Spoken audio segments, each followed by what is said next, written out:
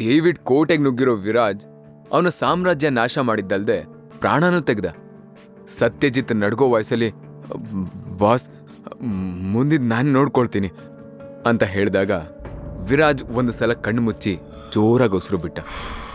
Box open ಮಾಡಿ ನೋಡಿದಾಗ ಅದರಲ್ಲಿ ಅಮೂಲ್ಯವಾದ ವಜ್ರಗಳಿಂದ ಮಾಡಿರೋ ಒಂದು ಲಾಕೆಟ್ ಇತ್ತು. ಆ ಲಾಕೆಟ್ ಮಧ್ಯದಲ್ಲಿ ಬೂದು ಬಣ್ಣದ ವಜ್ರ ಇತ್ತು. ವಿರಾಜ್ ಮತ್ತೆ ಸುರಭಿ ಇಬ್ರು ಸೇರಿ ಅದನ್ನ ಡಿಸೈನ್ ಮಾಡಿದ್ರು. ಅದನ್ನ ನೋಡ್ತಿದ್ದ ಹಾಗೆ ಅವನ ಮುಖದಲ್ಲಿ ಪ್ರೌಡ್ ಸ್ಮೈಲ್ ಬಂತು. ಸುರಭಿ, ಕಳೆದು ಹೋಗಿರೋ ನಿನ್ನ ನಗುನ ನಾನು ವಾಪಸ್ ತರ್ತಾ ಇದ್ದೀನಿ. ಅವನ ಮೂಡ್ ಚೇಂಜ್ ಆಗಿರೋದನ್ನ ಅಬ್ಸರ್ವ್ ಮಾಡಿದ ರಣದೀಪ್, ಸರ್ ಪ್ಲೀಸ್ ಸರ್, ನನಗೇನು ಮಾಡಬೇಡಿ.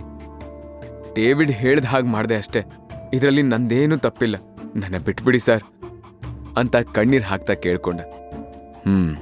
ಓಕೆ, ನಾನು ನಿನ್ಗೇನು ಮಾಡಲ್ಲ, ಬಟ್ ನೀನು ನಾನು ಹೇಳ್ದ ಹಾಗೆ ಮಾಡಬೇಕು ಅಂತ ವಿರಾಜ್ ಸೀರಿಯಸ್ ಟೋನಲ್ಲಿ ಹೇಳಿದಾಗ ರಣದೀಪ್ಗೆ ಸ್ವಲ್ಪ ಸಮಾಧಾನ ಆಯಿತು.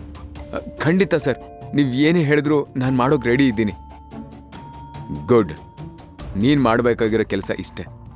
ನಾನು ನಿನಗೆ ಕಾಲ್ ಮಾಡ್ತಿದ್ದ ಹಾಗೆ ನಾನು ಹೇಳೋ ಜಾಗಕ್ಕೆ ಬಂದು ಅಲ್ಲಿ ಭರತ್ ನಿನ್ನ ಹತ್ರ ಮಾಡಿಸಿರೋ ಕೆಲಸನ ವಿತ್ ಪ್ರೂಫ್ ಹೇಳಬೇಕು. ಅರ್ಥ ಆಯ್ತಾ?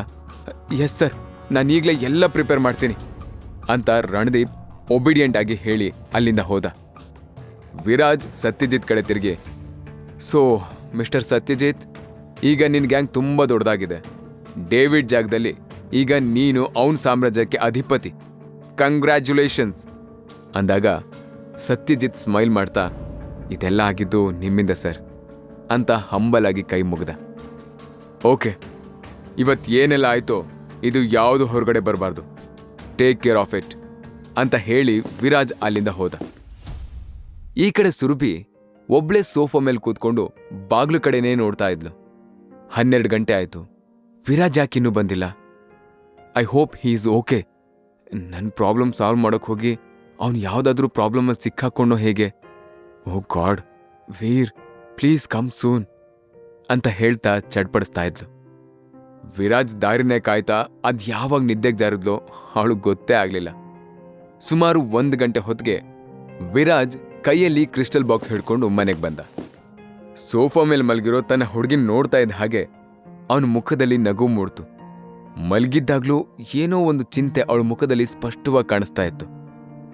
ಮೈ ಡಿಯರ್ ವೈಫಿ, ಇನ್ಮುಂದೆ ನಿನ್ನ ಮುಖದಲ್ಲಿ ಯಾವ ಚಿಂತೆನೂ ಇರಲ್ಲ, ಬರೀ ಸಂತೋಷ ಮಾತ್ರ ತುಂಬಿರುತ್ತೆ. ನಾಳೆ ಬೆಳಗ್ಗೆ ಎಕ್ಸಿಬಿಷನಲ್ಲಿ ಪ್ರೆಸೆಂಟೇಷನ್ ಕೊಡೋಕೆ ರೆಡಿ ಇರು. Love you so much Mrs Viraj ಅಂತ ತನ್ನಷ್ಟಕ್ಕೆ ಹೇಳ್ಕೊಳ್ಳುವಾಗ ಅವನ ಮುಖದಲ್ಲಿ ಯಾರಿಗೂ ವಿವರಿಸಕ್ಕೆ ಆಗದಿರೋ ಅಷ್ಟು ಖುಷಿ ಕಾಣ್ತಾ ಇತ್ತು. ನಿಧಾನವಾಗಿ ಅವಳನ್ನ ತನ್ನ ತೋಳಲ್ಲಿ ಎತ್ಕೊಂಡು ಅವಳ ರೂಮಿಗೆ ತಂದು ಮಲಗಿಸ್ದ. ನೆಕ್ಸ್ಟ್ ಡೇ ಮಾರ್ನಿಂಗ್ ಸುರ್ಭಿ ತಾನು ಯಾವಾಗ ರೂಮಿಗೆ ಬಂದು ಮಲ್ಕೊಂಡೆ ಅಂತ ನೆನಪಾಗ್ಲಿಲ್ಲ. ಅದ್ರ ಬಗ್ಗೆ ಜಾಸ್ತಿ ತಲೆ ಕೆಡ್ಸ್ಕೊಳಕ್ಕೂ ಹೋಗ್ಲಿಲ್ಲ. ಯಾಕಂದ್ರೆ ಅವಳ ತಲೆ ತುಂಬ ವಿರಾಜ್ ತುಂಬ್ಕೊಂಡಿದ್ದ. ನಿನ್ನೆ ರಾತ್ರಿ ಎಲ್ಲಿ ಹೋಗಿದ್ದೆ ನೀನು? ನಾನು ಎಷ್ಟು ಹೊತ್ತು ಕಾದೆ ಗೊತ್ತಾ? Is it? ಯಾಕೆ ನನ್ನ ತುಂಬ ಮಿಸ್ ಮಾಡ್ಕೊಳ್ತಾ ಇದ್ಯಾ ಅಂತ ಕೇಳ್ತಾ ವಿರಾಜ್ ಅವಳ ಹತ್ರ ಬಂದ. ಅವನ ಹತ್ರ ಬರ್ತಿದ್ದ ಹಾಗೆ ಸುರ್ಭಿ ಹಾರ್ಟ್ ಬೀಟ್ ಜೋರಾಗಿ ಬಡ್ಕೊಳಕ್ ಶುರುವಾಯ್ತು. ಹಾಗೇನಿಲ್ಲ, ಸುಮ್ಮನೆ ಕೇಳಿದೆ. ನಾನು ಸ್ನಾನ ಮಾಡ್ಕೊಂಡು ಬರ್ತೀನಿ, ನೀನ್ ಬೇಗ ರೆಡಿಯಾಗು ಅಂತ ತಡವರ್ಸ್ತಾ ಪಟ್ಟಂತ ಅಲ್ಲಿಂದ ಜಾಗ ಖಾಲಿ ಮಾಡಿದ್ರು. ಸ್ವಲ್ಪ ಹೊತ್ತಲ್ಲೇ ಇಬ್ರು ರೆಡಿಯಾಗಿ ಕಾರಲ್ಲಿ ಹೊರಟ್ರು. ಇವತ್ತು ಎಕ್ಸಿಬಿಷನ್ ದಿನ ಆಗಿದ್ರಿಂದ ಸುರ್ಭಿ ತುಂಬಾ ಟೆನ್ಷನ್ ಆಗಿದ್ಲು. ಸುರ್ಭಿ ಮತ್ತೆ ವಿರಾಜ್ ಕಾರಿಂದ ಇಳಿದು ಡೈರೆಕ್ಟ್ ಎಕ್ಸಿಬಿಷನ್ ಫ್ಲೋರ್ಗೆ ಹೋದ್ರು. ಎಕ್ಸಿಬಿಷನ್ ಹಾಲ್ ತುಂಬಾ ಗ್ರ್ಯಾಂಡ್ ಆಗಿ ಡೆಕೋರೇಟ್ ಆಗಿತ್ತು. ಹಲೋ ಮಿಸ್ ಚೀಫ್ ಡಿಸೈನರ್, ಇದು ಕಪಲ್ ಶೋ ಅಲ್ಲ ಹೀಗೆ ಎಂಟ್ರಿ ಕೊಡೋದಕ್ಕೆ. ಅಫ್ಕೋರ್ಸ್ ಇದಕ್ಕೂ ಮುಂಚೆ ನೀನು ಇಂಥ ಎಕ್ಸಿಬಿಷನ್ ನೋಡೋ ಚಾನ್ಸ್ ಇಲ್ಲ ಬಿಡು, and ಇನ್ಮುಂದು ನೋಡೋಕ್ಕಾಗಲ್ಲ.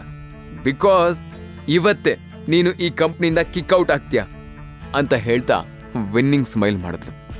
Shut up Samyukta, designer job ಬಗ್ಗೆ ಇಷ್ಟು ಚೀಪಾಗಿ ಮಾತಾಡಬೇಡ. ನನ್ನ ಹೆಂಡತಿ ಚೀಫ್ ಡಿಸೈನರ್ ಆಗೇ ಆಗ್ತಾಳೆ ಅಂತ ಫುಲ್ ಕಾನ್ಫಿಡೆನ್ಸ್ ಅಂತ ಹೇಳ್ತಾ ಸುರಭಿನ ನೋಡ್ದ. ಹಾ, ನಿನ್ ಹೆಂಡತಿ ಇನ್ನೂ ಅಪಾಯಿಂಟ್ ಆಗ್ತಾಳೆ ಅನ್ನೋ ನಂಬಿಕೆ ಇದೆಯಾ ನಿನಗೆ? ಅವಳು ಚೀಫ್ ಡಿಸೈನರ್ ಅಲ್ಲ, ಚೀಫ್ ಡಿಸೈನರ್. ನಿಜ ಹೇಳು, ಎಕ್ಸಿಬಿಷನ್ಗೆ ಯಾಕೆ ಬಂದೆ? ಎಲ್ಲ ಗೆಸ್ಟ್ಸ್ ಅಂಡ್ ಹೈಯರ್ ಪರ್ಸನ್ ಎದ್ರು ಮೊಸಳೆ ಕಣ್ಣೀರ್ ಹಾಕ್ತಾ ಸಿಂಪತಿ ಗೇನ್ ಮಾಡೋಕ್ ಬಂದ್ರಾ ಕೇಳಿದ್ಲು ಸಂಯುಕ್ತ. ಆದ್ರೆ ಸುರಭಿ ಮತ್ತೆ ವಿರಾಜ್ ಇಬ್ರು ಅವಳ ಮಾತನ್ನ ಕೇರ್ ಮಾಡದೆ ಹೋಗ್ತಾ ಇದ್ರು. ನನ್ ಮಾತನ್ನ ಇಗ್ನೋರ್ ಮಾಡ್ತೀರಾ? ಅಲ್ಲೇ ನಿಂತ್ರೆ ಸರಿ, ಇಲ್ಲ ಅಂದ್ರೆ ಸೆಕ್ಯೂರಿಟಿನ ಕರಿತೀನಿ ಅಂತ ಸಂಯುಕ್ತ ವಾರ್ನ್ ಮಾಡ್ತಾ ಅವ್ರನ್ನ ಅಡ್ಡಗಟ್ಟಿದ್ಲು. ವಾಟ್ ಇಸ್ ದಿಸ್ ಸಂಯುಕ್ತ? ನಾನ್ ಈ ಕಂಪ್ನಿ ಚೀಫ್ ಡಿಸೈನರ್. ಸೆಕ್ಯೂರಿಟಿನ ಕರೆದು ನನ್ನ ಹೊರಗೆ ಕಳಿಸ್ತೀಯ?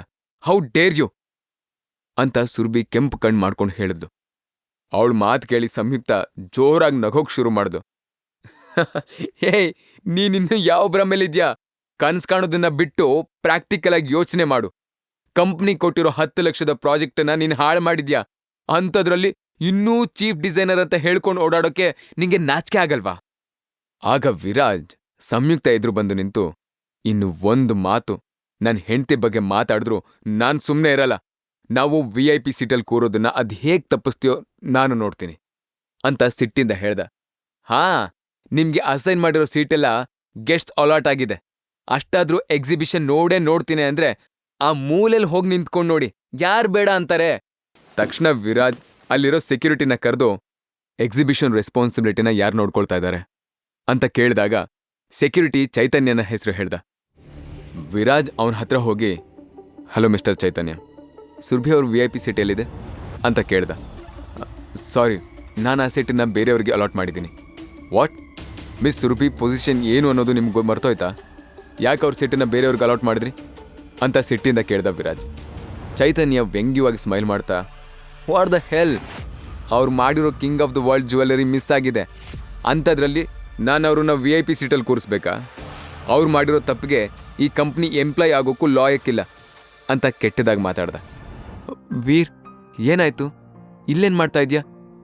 ಏನಿಲ್ಲ ಸುರ್ಭಿ, ನಿನ್ ಸೀಟ್ ಎಲ್ಲಿ ರಿಸರ್ವ್ ಆಗಿದೆ ಅಂತ ಕೇಳ್ತಾ ಇದ್ದೆ ಅಂದ. ಪಾಪ, ಇಲ್ಲೊಬ್ರು ಕೂರೋಕ್ಕೂ ಜಾಗ ಇಲ್ಲದೆ ಒದ್ದಾಡ್ತಾ ಇದ್ದಾರೆ. ಇಂಥವ್ರೆಲ್ಲ ಎಕ್ಸಿಬಿಷನ್ಗೆ ಯಾಕೆ ಬರ್ತಾರೋ? ಬಂದ ದಾರಿಗೆ ಸುಂಕ ಇಲ್ಲ ಅಂತ ಮುಖ ಮುಚ್ಕೊಂಡು ಇಲ್ಲಿಂದ ಹೋಗ್ತಾ ಇರು. ಸುಮ್ಮನೆ ನಮ್ಮ ಟೈಮ್ ವೇಸ್ಟ್ ಮಾಡಬೇಡ ಅಂತ ರಾಹುಲ್ ಸೊಕ್ಕಿಂದ ಹೇಳ್ತಾ ಅವನ ಹತ್ರ ಬಂದು ನಿಂತ್ಕೊಂಡ. ಅವನ ಕೈಯೊಳಗೆ ಕೈ ಹಾಕ್ಕೊಂಡು ಬಂದ ಸಂಯುಕ್ತ, ಮಿಸ್ ಸುರ್ಭಿ, ಈ ಎಕ್ಸಿಬಿಷನಲ್ಲಿ ನೀನು ಮಾಡಿರೋ ಜ್ಯುವೆಲರಿ ಪ್ರೆಸೆಂಟ್ ಆಗುತ್ತೆ ಅಂತೆಲ್ಲ ಸುಮ್ಮನೆ ಕನ್ಸು ಕಾಣ್ಬೇಡ.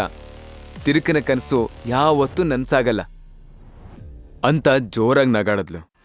ಯಾರು ಹೇಳಿದ್ದು ಕಿಂಗ್ ಆಫ್ ದ ವರ್ಲ್ಡ್ ಎಕ್ಸಿಬಿಷನಲ್ಲಿ ಪ್ರೆಸೆಂಟ್ ಆಗಲ್ಲ ಅಂತ? ಲೌಡ್ ವಾಯ್ಸಲ್ಲಿ ಕೇಳ್ದ. ಎಲ್ರೂ ನೋಡ್ತಿದ್ದ ಹಾಗೆ ವಿರಾಜ್ ತನ್ನ ಜೇಬಿಂದ ಕ್ರಿಸ್ಟಲ್ ಬಾಕ್ಸ್ ತೆಗ್ದ. ಅದು ನೋಡ್ತಿದ್ದ ಹಾಗೆ ಎಲ್ರ ಕಣ್ಣಲ್ಲೂ ಆಶ್ಚರ್ಯ ಕಾಣಿಸ್ತಾ ಇದ್ರೆ ಸುರ್ಭಿ ಕಣ್ಣಲ್ಲಿ ಹೊಳಪು ಕಾಣಿಸ್ತು. ಕೇವಲ ಪಾಕೆಟ್ FM ನಲ್ಲಿ ಈಗಲೇ ಡೌನ್ಲೋಡ್ ಮಾಡಿ ಹಾಗೂ ಕೇಳಿ ವಿರಾಜ್ನ ಅದ್ಭುತ ಕತೆ ವೀರಮಾಣಿಕ್ಯ. ಲಿಂಕ್ ಡಿಸ್ಕ್ರಿಪ್ಷನ್ ನಲ್ಲಿ ಇದೆ.